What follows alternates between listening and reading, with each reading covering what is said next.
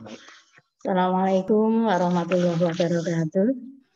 Waalaikumsalam warahmatullahi wabarakatuh.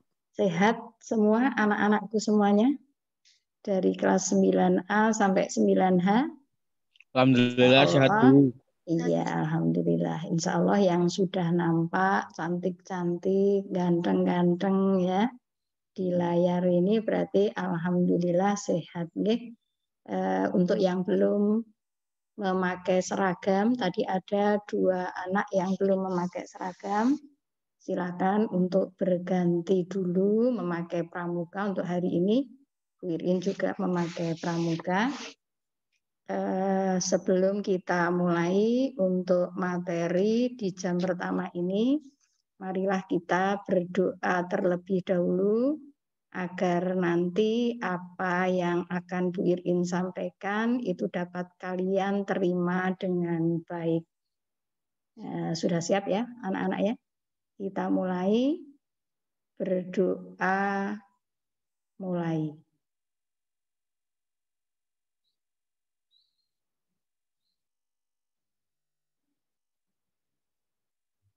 Berdoa selesai. Anak-anakku sekalian, sebelum Bu Irin mulai untuk materinya, insya Allah ini materi terakhir untuk biologi pada bab 10. Bu Irin menyampaikan dulu beberapa hal yang kaitannya dengan tugas terstruktur dan tugas mandiri kalian. Terima kasih untuk anak-anakku yang sudah mengumpulkan lengkap untuk tugas terstruktur. Jadi ada 2. Tugas yang pertama itu bioteknologi, kemudian tugas yang kedua itu tanah ya, tentang tanah dan kelangsungan kehidupan. Kemudian untuk tugas yang berikutnya itu ada tugas mandiri. Tugas mandirinya kemarin kalian saya suruh untuk menggambar lapisan tanah. Beberapa anak yang sudah mengumpulkan, tapi banyak yang belum untuk tugas mandirinya. Nanti cross check akan Bu Irin foto ya, siapa saja yang sudah mengumpulkan dan siapa yang belum. Tolong kalau ada kekeliruan nanti segera menghubungi Bu Irin atau mengirim ulang tugas kalian. Mbok ada di antara kalian yang tugasnya sudah mengumpulkan tapi tercatat di Bu Irin belum mengumpulkan. Nah, untuk anak kelas 9A itu ada 8 anak yang belum mengumpulkan tugas terstruktur. Kalau untuk tugas mandirinya ini mipel masuk ya. Untuk tugas mandiri ada 1, 2, 3, 4, 5, 6, 7, 8, 9, 10, 11, 12, 13, 14, 15, 16, 17, 18, 19. Untuk anak 9A, nanti Bu Irin foto, 9B juga demikian, 9C, 9D, dan sampai 9H. Terima kasih untuk anak-anakku dari 9E ya. Ternyata untuk yang belum mengumpulkan tugas terstruktur itu hanya 3 anak. Terima kasih sekali. Sedangkan yang tugas mandirinya yang mengumpulkan baru 4 untuk tugas mandirinya itu 9E ya. Yang paling sedikit 9E. Yang lainnya masih banyak. Kita mulai untuk materi kita. Sebelumnya, tugas untuk mengumpulkan hasil cangkokan. Ya. Ternyata yang mengumpulkan sampai hari ini Bu Irin tunggu baru 4 anak. Sudah Bu Irin tanam, nanti anak-anak kalau datang ke sekolah bisa melihat. Ya. Ada kemarin yang mengumpulkan sawo, Anfa kalau tidak salah, kemudian Fuad itu mengumpulkan pohon jeruk ya. Kemudian ada lagi bintang, itu yang pertama malah bintang surya. Dari kelas 9C itu mengumpulkan pohon jambu. Nanti bisa dilihat anak-anak sekalian ya. Yang lain masih tetap Bu Irin tunggu karena itu tugas kalian. Kalau kalian tidak mengumpulkan, berarti kalian tidak mendapat nilai. Karena untuk tugas keterampilan, Bu Irin hanya menilai 2. Yang pertama, cangkokan kalian. Kemudian yang kedua adalah gambar untuk lapisan tanah. Ya. Jadi masih Bu Irin tunggu nggih. Yang belum mengumpulkan untuk tugasnya, silahkan untuk segera mengumpulkan. Boleh datang sendiri sambil membawa tanamannya, atau mungkin pas orang tua tindak ke Banjarnegara, boleh nitip ke orang tua. Yang jelas, Bu Irin tunggu sampai semuanya terkumpul. Harusnya Bu Irin mendapatkan 246 tanaman, tapi ternyata baru mendapatkan 4 tanaman. Ya. Yang sudah dapat nilai berarti baru 4 anak. Yang lainnya belum. Untuk materi kita bab 10 ini mengenai teknologi ramah lingkungan. Silahkan untuk kalian buka buku kalian halaman 201. Semuanya saja silahkan dibuka bukunya di halaman 201. Sudah siap anak-anak? Ya, bukunya itu sudah mulai dibuka-buka ya. Ini bab terakhir. Nanti kalau ini sudah selesai, berarti Bu Irin tinggal ulangan. Oke. Sesuai dengan judulnya, teknologi ramah lingkungan. Kayaknya anak-anak semua sudah tahu ya. Kira-kira apa yang akan kita bicarakan di bab ini. Sudah tahu ya anak-anak ya? Teknologi kemarin kita sudah bicara tentang bioteknologi kan gitu ya. Di bab pertama semester 2 Bu Irin pernah menyampaikan mengenai bioteknologi ramah lingkungan. Ramah tentunya anak-anak tahu ya artinya ya. Nah, di sini ramah lingkungan. Mungkin kalian bisa melihat di buku kalian halaman 207 ya. Klik sendiri apa? Klik sendiri.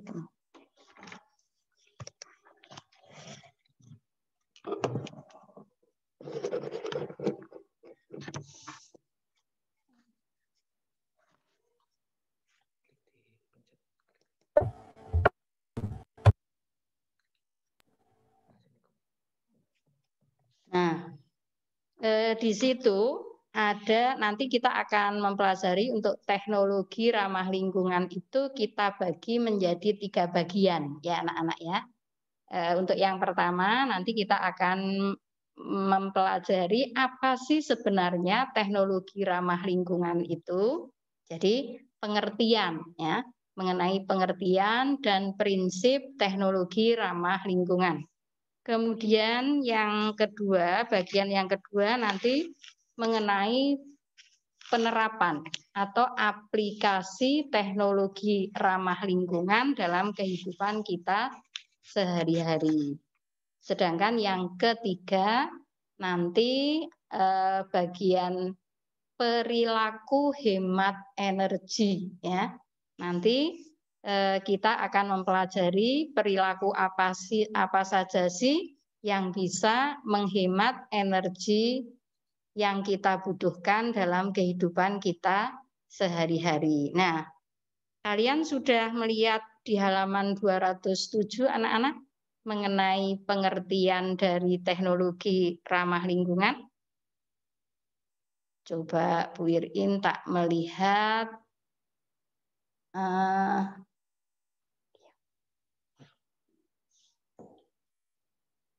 Mas Andika, aduh hilang ya Mas Andika ya. Mas Andika Rizky dari 9F. Silahkan di anu nih bocah.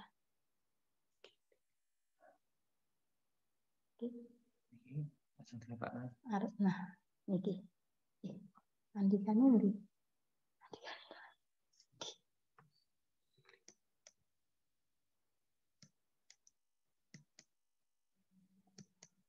Kok belum bersuara ya?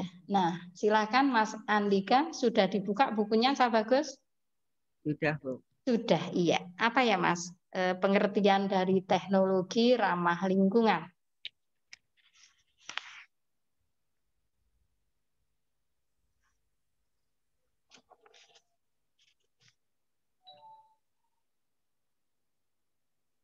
Ya, silakan dibuka halaman 207.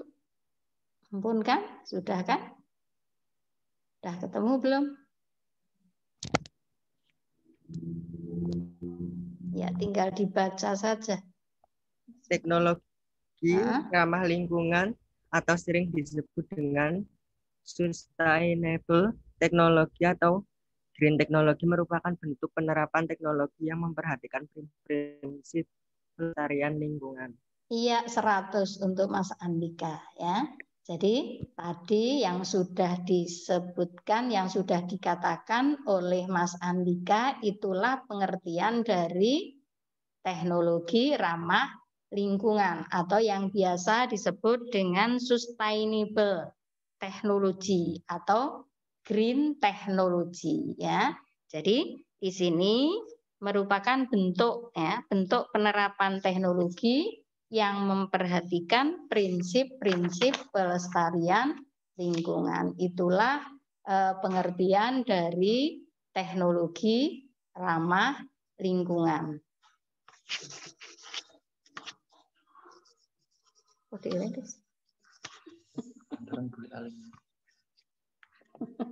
Sabar. Iya. Nah, ini kalian bisa melihat ya pengertiannya sesuai dengan tadi di buku yang sudah dibacakan oleh Mas Andika, merupakan bentuk penerapan teknologi ya yang memperhatikan prinsip-prinsip pelestarian lingkungan. Nah, untuk dapat dikatakan sebagai teknologi ramah lingkungan itu ada beberapa syarat anak-anak. Ada 2, sebenarnya ada 3, tapi yang pertama dan kedua Bu Irin jadikan 1. Yang pertama, memanfaatkan sumber daya alam yang dapat diperbaharui. Mungkin anak-anak masih ingat materi di kelas 7 ya, mengenai energi yang dapat diperbaharui, sumber energi yang dapat diperbaharui dan sumber energi yang tidak dapat diperbaharui. Nah, kalau kita menggunakan sumber daya alam yang dapat diperbaharui atau dapat didaur ulang, berarti kita sudah menerapkan teknologi ramah lingkungan. Jadi syaratnya itu. Kemudian yang kedua, tidak menghasilkan limbah yang membahayakan bagi lingkungan. Kalau kita menggunakan suatu teknologi kok tidak menghasilkan limbah, ya, limbah itu zat sisa ya anak-anak ya, yang tidak membahayakan bagi lingkungan, berarti kita sudah menerapkan teknologi ramah lingkungan. Jadi syaratnya itu. Syarat untuk suatu teknologi dapat dikatakan ramah lingkungan, syaratnya 2 itu. Jadi kalau misalnya dalam di lingkungan anak-anakku sekalian banyak produsen ya yang membuat sesuatu, kemudian di sana kok menggunakan sumber daya bahan bakarnya, maksudnya menggunakan sumber daya alam yang dapat diperbaharui, kemudian limbahnya tidak membahayakan untuk lingkungan, berarti produsen yang ada di lingkungan anak-anak sekalian itu berarti sudah menerapkan teknologi ramah lingkungan. Ya. Terus yang berikutnya kita lihat untuk aplikasinya anak-anak, penerapan teknologi ramah lingkungan. Kalau kalian lihat di buku kalian, ternyata aplikasi dari teknologi ramah lingkungan itu banyak sekali dalam kehidupan kita sehari-hari. Ya. Di situ yang pertama itu TRL, teknologi ramah lingkungan di bidang energi. Jadi kalau anak-anak sekalian Misalnya pergi ke sekolah, dari rumah ke sekolah, Bayu Adam ngantuk ya. Ayo ditutup itu. Kalau ngantuk, mulutnya ditutup. Mbok nanti kelebon atau kemasukan lalat ya, Cah Bagus ya. Masih ngantuk ya? Kita di malam sampai jam berapa, Cah Bagus? Di bidang energi ya. Jadi kalau Bu Irin misalnya biasanya kalau berangkat ke sekolah karena rumahnya jauh kan naik bis ya. Nah, naik bis atau ada yang naik sepeda motor. Anak-anak tahu bahan bakar dari sepeda motor atau bis itu apa? Tahu enggak? Tahu anak-anak? Tahu ya? Iya. Mbak Wafik, bahan bakarnya coba itu dinyalakan speakernya. Speaker ya. Biasanya bahan bakarnya apa Mbak? Sering naik sepeda motor ya Mbak Wafik ya? Iya. Iya. Bahan bakarnya apa biasanya Mbak? Bensin. Oh bensin, iya pinter kamu. Bahan bakarnya adalah bensin. Ya. Tahu enggak bensin itu diperoleh dari mana Cahayu?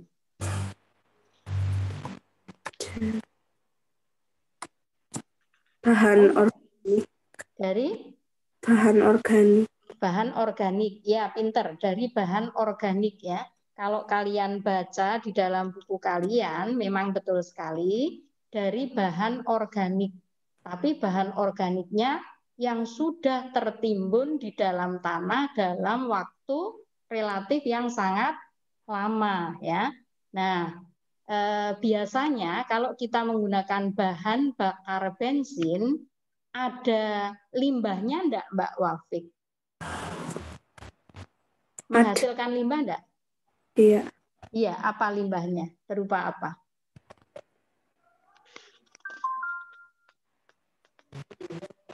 Kalian naik sepeda motor ya, sudah diisi bensin kan? Nah, sepeda motor kalian itu nanti menghasilkan limbah enggak? Menghasilkan sesuatu yang dibuang ke lingkungan apa enggak? Iya. Iya, apa? Asap. Nah, pinter, betul sekali. Jadi asap ya. Nah, asap di materi kelas 7 juga kita sudah mempelajari di situ mesti ada karbon dioksida. Yang karbon dioksida itu kalau kita buang ke udara dalam jumlah yang sangat banyak, nanti akan menyebabkan terjadinya pemanasan global, kan gitu ya? Terjadinya efek rumah kaca ya. Berarti kalau kita menggunakan bensin itu ternyata yang pertama jelas untuk bahan bakarnya, bahan dasarnya ya, sumber daya alamnya itu biasanya karena membutuhkan waktu yang sangat lama untuk pembuatannya, ini dikatakan sumber daya alamnya sumber daya alam yang tidak dapat diperbaharui ya. Nah, dan menghasilkan limbah yang tidak ramah lingkungan atau yang membahayakan bagi lingkungan kita. Karena kalau kita lihat sekarang kan banyak sekali sepeda motor yang ada di jalanan kan. Berbeda dengan waktu Bu Irin dulu masih SMP. Sepeda motor itu masih sangat-sangat jarang. Tapi sekarang sudah banyak sekali jumlahnya. Bahkan mungkin di rumah kalian karena ada anggota keluarganya 5, ternyata sepeda motornya 5. Nah, kalau sepeda motornya 5 keluar semua, itu baru satu keluarga ya, belum keluarga yang lain, maka CO2 atau karbon dioksida yang kita buang di udara, itu semakin lama jumlahnya semakin banyak. Nah, itu yang nanti akan menyebabkan terjadinya pencemaran udara. Maka kita berusaha untuk menggunakan teknologi yang ramah lingkungan. Untuk yang di bidang energi, anak-anakku bisa melihat, anak-anak sekalian, di halaman 211 atau di monitor kalian. Ya.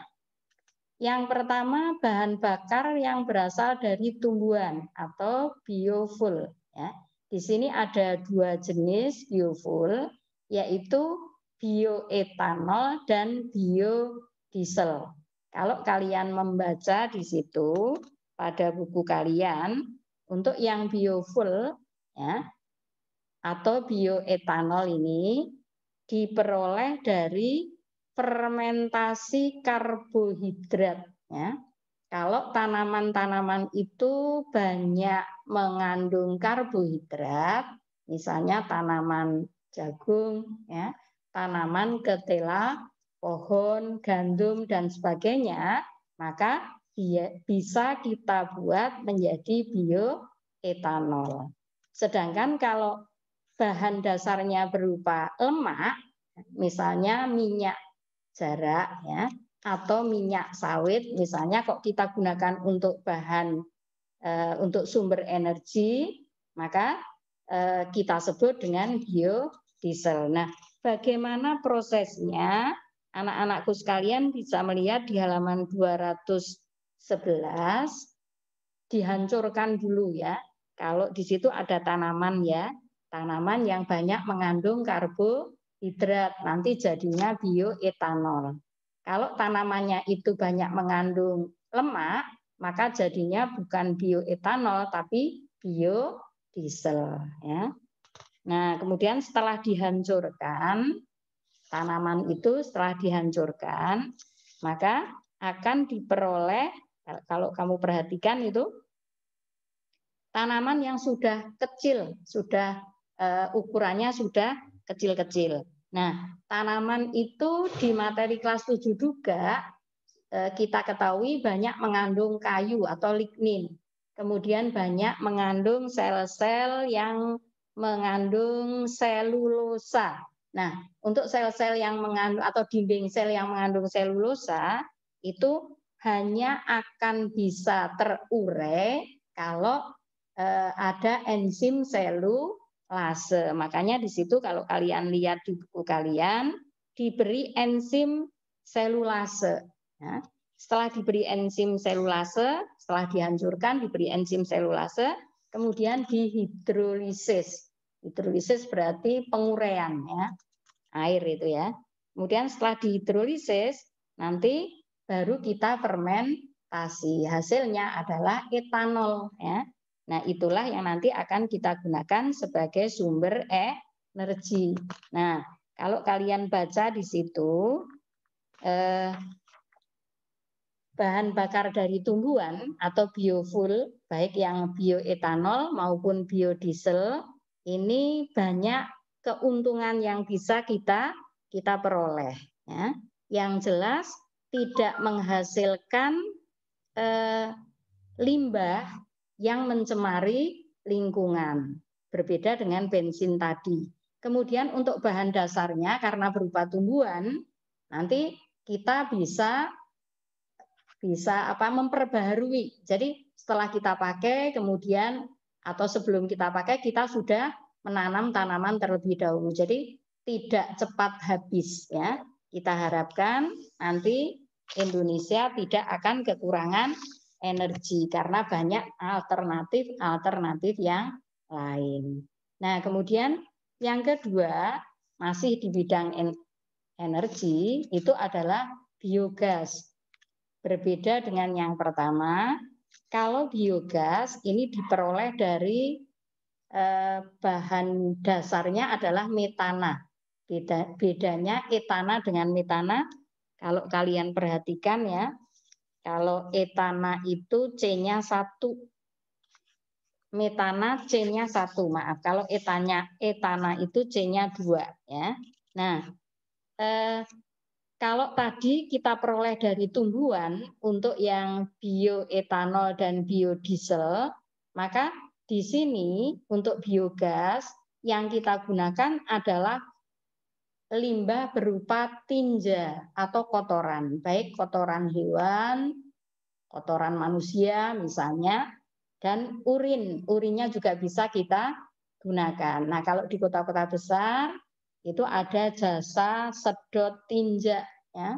Ternyata ini bisa kita manfaatkan. Nanti di suatu tempat kita jadikan satu, kemudian kita buat, kita proses. Kamu perhatikan di halaman 213, ternyata nanti akan menghasilkan gas ya.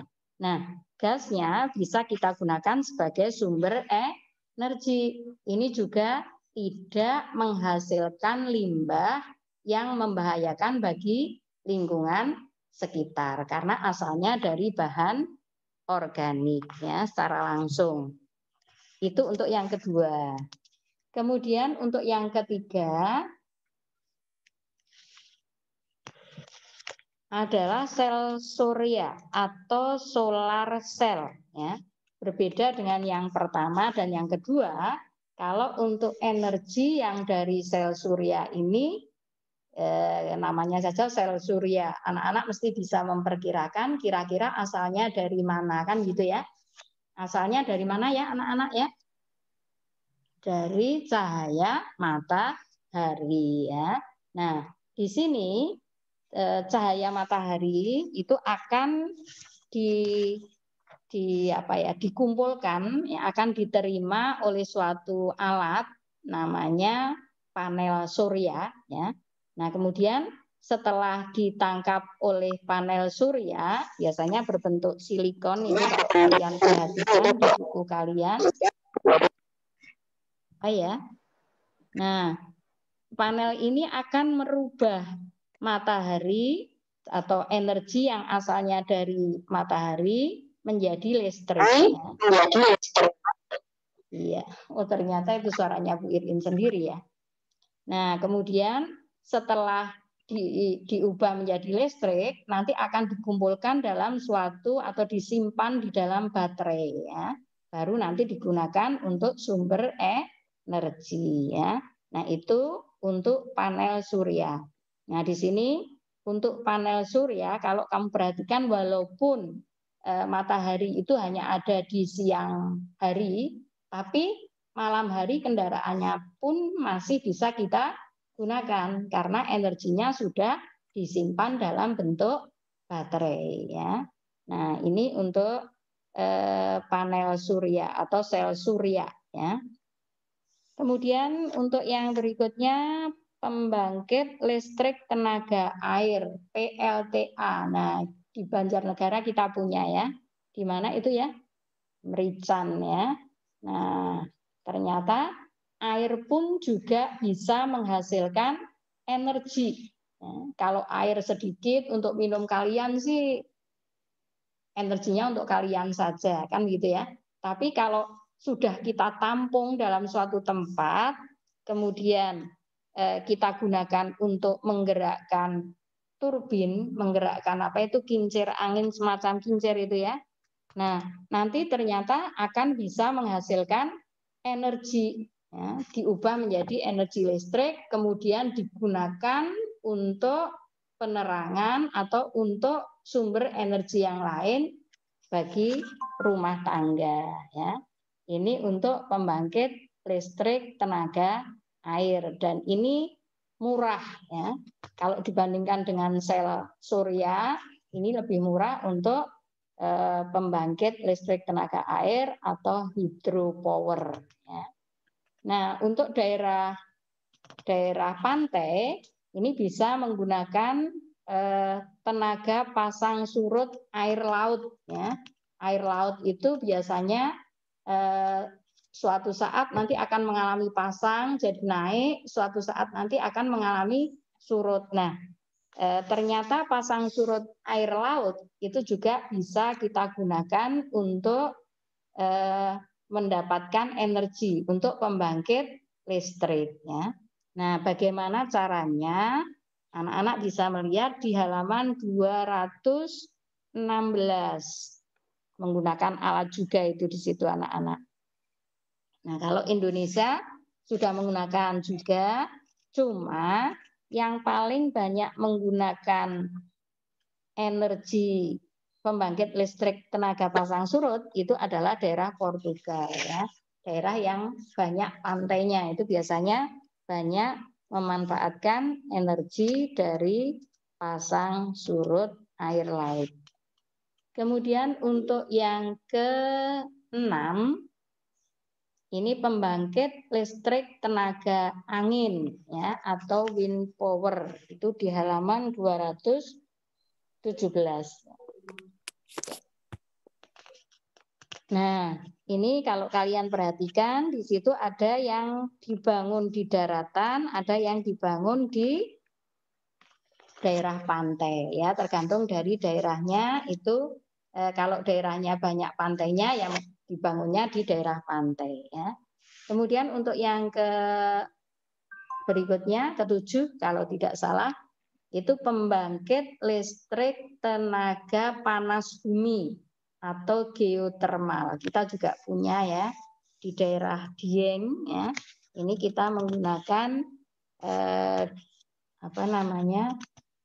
energi yang asalnya dari panas bumi. Nanti anak-anak bisa membaca ya, anak-anak ya. Kemudian yang berikutnya itu fuel cell dan hidrogen power. Berarti energinya kita ambilkan dari hidrogen ya. Kita ambilkan dari hidrogen, walaupun hidrogen itu ringan, tapi ternyata bisa menghasilkan energi yang bahkan ini energinya energi yang ramah lingkungan. Okay. Caranya bagaimana? Anak-anak bisa melihat di halaman 220. Ya. Kalau kalian baca di situ, ternyata hidrogen itu menyediakan energi yang lebih banyak dibandingkan dengan bahan bakar yang lain karena ringannya itu ya. Dan ini ideal digunakan karena ringan, ideal digunakan untuk bahan bakar pesawat terbang ya. Itu untuk di bidang energi. Kemudian di bidang transportasi, kalian bisa melihat ada kendaraan hidrogen di bidang transportasi ya, ada kendaraan hidrogen, ada mobil surya ya, ada mobil listrik. Nah, itu semuanya adalah transportasi yang tidak menghasilkan limbah yang menyebabkan pemanasan global ya, semuanya adalah ramah lingkungan. Kemudian di bidang lingkungan, ini yang sudah kita terapkan di sekolahan kita membuat biopori. Anak-anak pun bisa membuat biopori di rumah anak-anak. Jadi sekarang kan musimnya musim hujan. Biar air hujan tidak langsung hilang, anak-anak bisa membuat biopori di rumah. Ya. Nanti biopori itu bisa digunakan untuk menyimpan air, sehingga lingkungan kita tidak akan menjadi gersang, karena airnya bisa disimpan di dalam hidropori. Di sekolahan kita banyak sekali hidropori, ada yang ukurannya kecil, ada yang ukurannya besar, jumlahnya sampai 50 sekian biopori yang ada di sekolahan kita.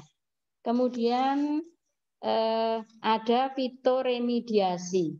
Kemarin dalam mempelajari tanah itu ada bioremediasi ya, ada bioremediasi. Pemulihan tanah dengan menggunakan mikroorganisme. Nah, kalau pemulihan tanah dengan menggunakan tumbuhan ya, atau pemulihan lingkungan supaya tidak tercemar dengan menggunakan tumbuhan, maka kita katakan fito. Fit itu tumbuh-tumbuhan ya. Kemudian ada juga toilet pengompos atau composing toilet ya. Kalau composing toilet berarti toilet kering ini anak-anak ya. Menghancurkan feses, baik feses ternak maupun feses manusia zaman dulu. Kalau sekarang sudah tidak banyak digunakan, itu dalam kondisi kering. Jadi tidak kita masukkan ke dalam suatu bak itu enggak, tapi lubang. Nah, kemudian kita timbun. Kemudian setelah kita timbun, nanti kita gunakan untuk pupuk ya, bisa kita gunakan untuk pupuk. Itu namanya toilet pengompos. Nah, ini yang bisa anak-anak lakukan di lingkungan anak-anak, yaitu pemurnian air ya. Kalau di lingkungan kita kok airnya kotor, maka anak-anak bisa mencoba untuk membuat atau untuk menjadikan air itu menjadi air yang jernih dan bisa kita konsumsi dengan cara yang sederhana. Nanti anak-anak bisa melihat halaman 228 ya. Bagaimana caranya? Air yang kotor kita masukkan ke dalam suatu bak penampungan, kemudian kita alirkan ke dalam suatu tempat yang sudah ada hijaunya, ada pasirnya dan sebagainya, sehingga nanti kita dapatkan air yang betul-betul bersih ya, dan airnya tidak kotor lagi, tapi air bersih yang bisa kita manfaatkan untuk keperluan hidup kita sehari-hari ya. Itu untuk bidang lingkungan. Kemudian untuk bidang industri ya. Sumber energi selesai ya. Untuk bidang industri, karena ini waktunya habis anak-anak, nanti cepat saja bidang industri, anak-anak bisa melihat terus yang garis sedikit. Nah, ini perilaku hemat energi dalam keseharian kita ya.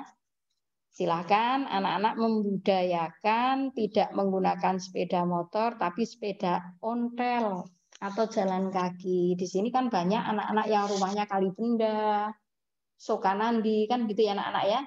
Biar kita sehat, nanti pada saat tatap muka anak-anak tidak usah naik angkot tapi berjalan kaki saja. Ini termasuk perilaku hemat energi. Mematikan kendaraan jika tidak digunakan, mematikan lampu saat tidur. Jadi pada saat anak-anak tidur, lampunya dimatikan. Atau siang hari, silakan lampunya dimatikan agar menghemat energi. Ya. Dan seterusnya sampai nomor 9. Okay? Nah, itu perilaku yang dapat kita lakukan untuk menghemat energi supaya sumber energi yang ada di alam itu tidak cepat habis anak-anak, tapi bisa kita gunakan, kemudian bisa digunakan oleh anak cucu kita. Nah, ini ada titipan dari materi selesai ya anak-anak ya. Tugas kalian nanti untuk tugas terstruktur, yuk. Dibuka.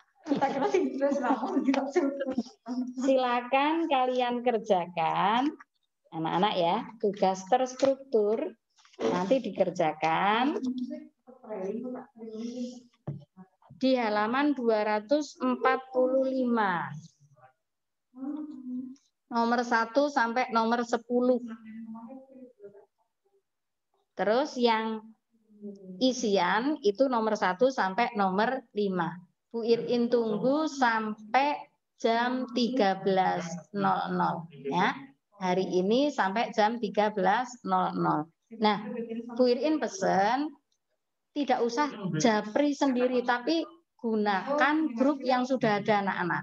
Ya, jadi Bu Irin pada saat koreksi tidak kesulitan mencari satu per satu, tapi silakan gunakan grup yang sudah ada. Grup IPA 9A, IPA Biologi 9B, kayaknya 9C yang belum ada itu Bu Irin cari. Kemudian sampai 9H. Jadi mengumpulkannya lewat grup IPA. Mudah nggih anak-anak nggih? Lewat apa? Grup IPA ya. Jangan sendiri kasihan Bu Irin nyari daftar nilai ini terus meripate ngasih depen ya karena Bu Irin sudah tua. Begitu anak-anak, tetap jaga kesehatan. Ingat besok 2 hari tinggal di rumah saja, itu program dari Bapak Gubernur kita ya. Kalau tidak perlu sekali, anak-anakku semuanya tidak usah keluar rumah. Terus untuk tugas mandirinya kan 2 minggu ya. Mengumpulkan hasil cangkokan untuk yang belum. Untuk yang sudah tadi 4 anak sudah Bu Irin sampaikan. Oh ya, 1 yang mengumpulkan kelengkeng, malah Bu Irin lupa ya. Yang merasa mengumpulkan kelengkeng ya, tanaman kelengkeng semuanya sudah Bu Irin tanam itu. Nanti besok kalau anak-anak datang, mana sih Bu tanamannya? Bisa Bu Irin perlihatkan. Oke. Yang belum masih ditunggu oleh Bu Irin untuk tugas mandiri. Oke anak-anak? Oke ya? Iya, saya akhiri PKN. Jangan lupa besok hari Jumat itu ya walaupun libur kalian tetap mengerjakan ulangan. Nah, Bu Irin materi sudah selesai, untuk Jumat yang berikutnya berarti kalian juga ulangan ya.